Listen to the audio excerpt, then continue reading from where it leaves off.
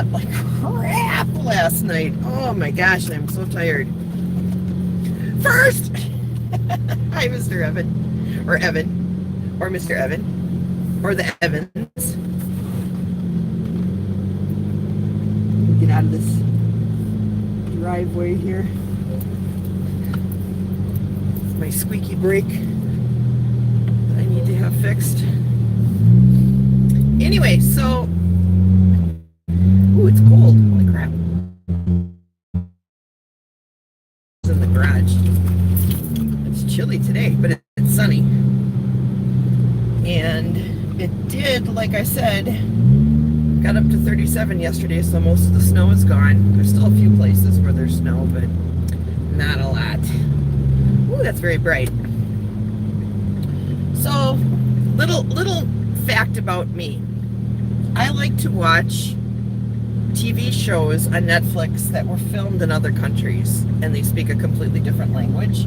As long as they got subtitles, I like to watch them and see how many words I can pick out and try to learn a little bit about the language. I know I'm a big geek, but I like doing that. And right now I'm watching a show that was shot in Spain called Ministry of Time. And you know, I'm a geek. I love all things sci-fi and fantasy, and I really dig that stuff. I really dig paranormal stuff too.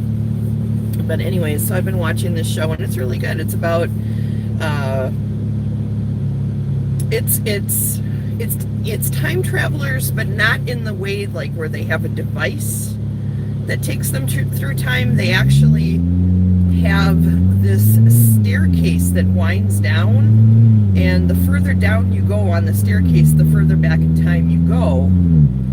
And it's pretty cool. They basically go through time and fix errors, you know, very, very Doctor Who-ish.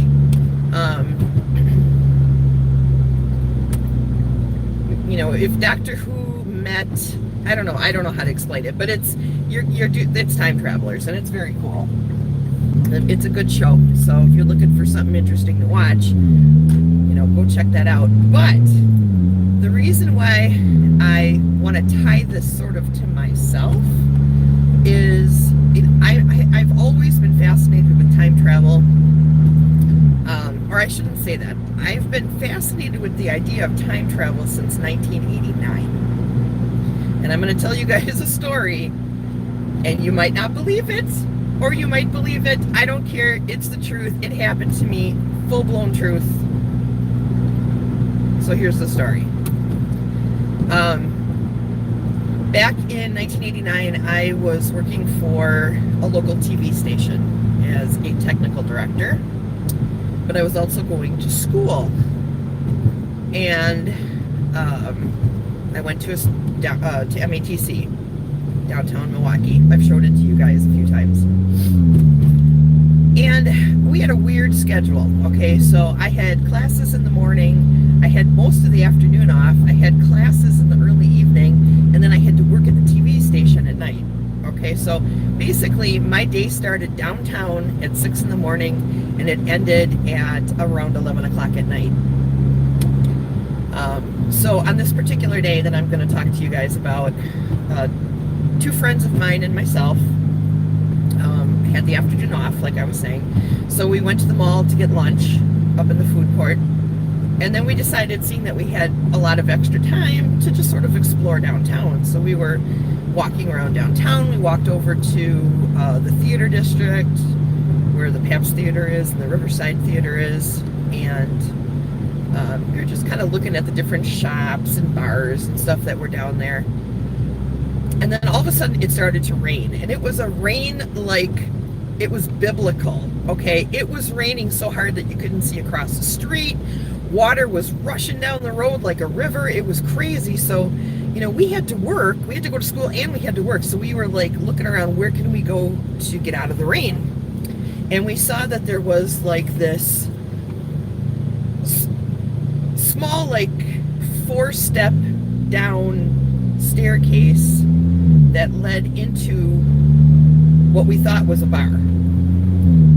So we went down the 4 steps, we opened the door, we walked in, and we were like, oh, check it out, like, all the people from the Pabst Theater must be here for lunch or something, because everybody in the building, everyone in the building, everyone that we encountered was dressed in Victorian era garb, okay? We're talking like top hats, you know, the three-piece suits with the waistcoat and the jacket and the tie. I don't even know what the terms are, but, you know, Victorian full length. I mean, totally Victorian, okay? So we were like, oh, wow, this is really cool, you know? I'm a costumer. I love these kinds of things. And they weren't just dressed like this. They were talking like they were Old English, or not Old English, but Victorian era English. They were,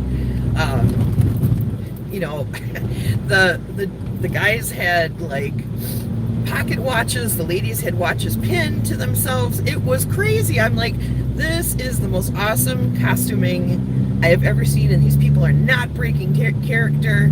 This is really freaking awesome. So, you know, we went and we sat at the bar for a little while, waited for the rain to stop. I mean, even the bartender was freaking dressed in Victorian era clothing. So we were just like, this is great. This is amazing. It was like stepping back in time, right? So we hung out there, and then we went to school, went to work. That was the end of that. A couple weeks later, we decided to go back to that bar because we enjoyed being at that bar so much. We were kind of hoping, hey, maybe the actors and actresses will be there again, and, you know, we could check them out. So we went back there, went down the 4 steps. I think it was 4 steps. Went into the building, and it was completely gutted. It was completely gutted. There was nothing in there. It was, when we were there, it was full of wood. It looked like something that was made in the 1880s, okay? All that was gone. And what was left looked like it had been dilapidated for years and years and years and years. It was the weirdest freaking thing. And I'm like, are we in the right place? This can't be the place. So we walked down the little hall and turned and walked into what was the bar, and sure enough, the bar was still there. But I can tell you that nobody had sat at that bar for 30, 40 years. It was dust this thick on the bar, dust this thick on the chairs that were by the bar, or the one chair that was by the bar. And I mean, it was completely dilapidated. And Patty and I, you know, my friend who went back with me, we looked at each other and were like, what the actual F is going on here? And I never found out anything more about it. We walked out, we were bewildered, we were freaked out. And at that time, I had never even explored the idea of time travel in my head.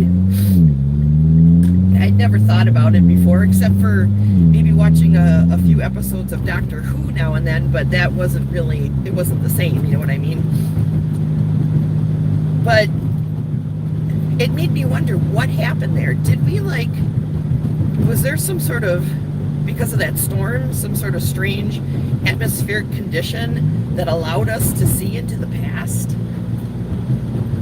I mean, it's not like we touched anybody. Was it just torn apart after we left there, and in 2 weeks' time, because of all the construction, it just covered with dust? Which is probably the most likely thing that happened. But that isn't very exciting. But I always thought, I mean, for years, I mean, I tried to rationalize it away. But even now, it still bothers me, you know, 30 years later, that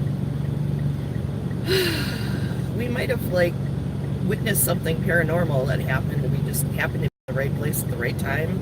under the right atmospheric conditions and saw something from the past.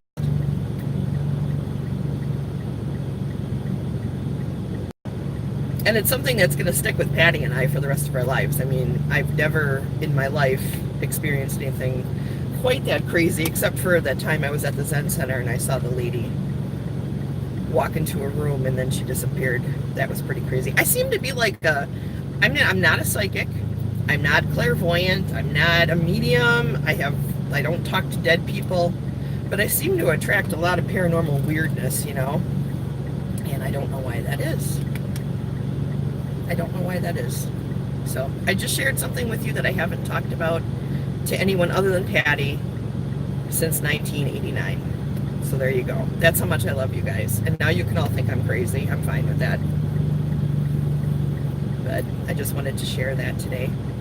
Because watching this show reminded me of it. It brought up all these memories of things I kind of buried. And this Ministry of Time show, it's really good. You guys should watch it. It's a Spanish show. It takes place in Spain. And it's really good. So that's what I wanted to tell you guys today. It's a beautiful day in the neighborhood. I'll show you. Yay! Wow, Rach, that was great. So I hope you guys have big fun plans for the weekend. I have one wedding that I have to do this weekend. And that's it. One wedding. And we're going to take down Christmas stuff at Best Place. In one of the rooms. We're going to clear it out. Because Christmas is over. You spend so much time preparing for Christmas and then it's over with. I just want to hang on to it for a little while longer. Rick is going to California on the 7th of January. And he's like, well, do you want to start taking the Christmas stuff down? I'm like, no, I don't. I'd like to just keep it up for a little while longer. I love the soft glow of Christmas lights, you know? And I know that I could just put up Christmas lights if I wanted to, some white lights, and have that same soft glow, but that there's something magical and warm and amazing about Christmas lights and Christmas ornaments, and I'm not ready to let go of that love yet. I'm just not ready. The guy next to me in the car was watching me do this video. I should have like turned the camera because he was like staring like, what the hell is she doing?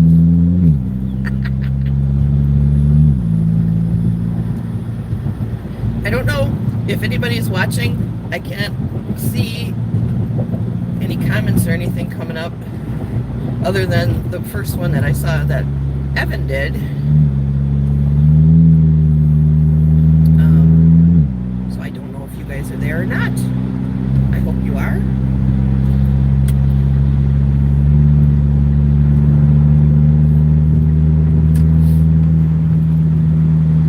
Man, I had a rough time sleeping last night. Oh, I was just tossing and turning and tossing and turning. And I know that that's gonna be a thing until like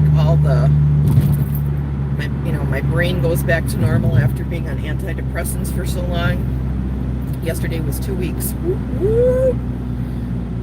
And I feel great. I feel great. I don't have any kind of like weirdness happening to me. It's nice to be able to feel again. You know, I guess you don't realize how much you don't feel when you're on antidepressants until you get off of them. And all of a sudden you can experience real joy again, or real sadness. And I think maybe it's healthy for us to feel feelings, you know what I mean? I mean, obviously if you're having a bad spot, you need to go onto antidepressants. Of course that's okay, but maybe we lean on that a little too heavily. You know what I mean? Maybe we're supposed to feel. Maybe that's good. Maybe that's cleansing for us, you know? I don't know. All right, well, I'm going to let you guys go because the traffic is horrendous and I'm a little bit worried about, like, oh, I see why, too. There's a big accident up ahead. So I'm gonna get off of the camera. So I love you guys. Thanks for watching. I hope you have a great day. Okay. Bye bye.